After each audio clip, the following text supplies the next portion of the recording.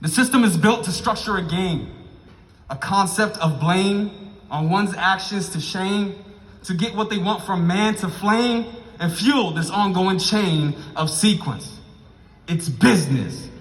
As soon as someone says you did it, you're finished. No ifs, ands, or buts, it's written. Going through an adequate process of innocent until proven guilty. It's inadequate, it's lawless, it's a movement that's so filthy. You're lied to before and after that courtroom. From the lawyer of the day that was fed with a silver spoon, to the judge that was taught in classrooms with forefathers that had slaves called coons.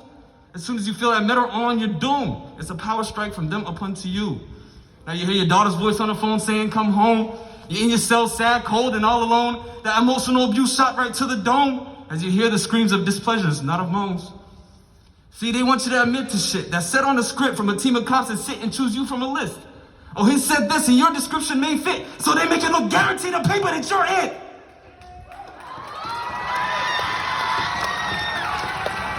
So hold on. What I don't get is, if they're innocent, why lock them up in a cage until proven otherwise? The circumstances tell me different, so please justify. Locked from wrists to ankles, kind of like the slaves where they were told to walk on the ship in shackles. No options to walk on the plank though. Only the strong survive while being strangled. Kind of like the deaths in prisons, so dismantled. Or when cops kill black as we run scrambled. Singing songs while we hold and lit candles. But we protest wrong, so we get handled. We're brainwashed. I don't listen to what we're taught cause poison has been filled through earshot. From a slave master to a badge and a gun. From a runaway slave to fleeing and run. I was always taught that white men love to hunt, but never imagined killing just for fun. Is it a hobby? Kind of like selling slaves to the auctions in the lobby, or how the bails and the bonds be. They take you from your home. They take you from your jobs. They take you from your community. They take you for their cause. We ask them to ponder, to realize their flaws, but the fear of the system have them sitting in awe. That's why depression is so high in America, because your brains are eating at you with terror, huh? 2.5 million are locked up in this country. That's 35% of the world, man. How funny. They say you broke the law thinking you're a dummy. It's illegal to breathe wrong if you don't got money. But we're stationed.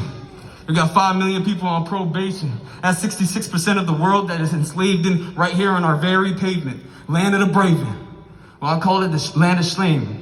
Disgrace that I feel like I represented a land of pain. Always thought there was going to be a hope for change. But I come to find out history is just the same. We are murderers, deceivers, and greed is our potion. We strip the good away from people with one swift motion. Never taking blames for ourselves, it's just constant excuses. While the facts were on the table, you still feel clueless? Look at our history and discover what extent of wonders we choose for power to come under. From annihilating the natives, to inhabiting the slaves in, creating spaces for immigrant nations just to sneak information, Hiroshima's masons with Nagasaki's inflation, Middle Eastern invasions to drug infestations to decrease our population. History explained and our actions made.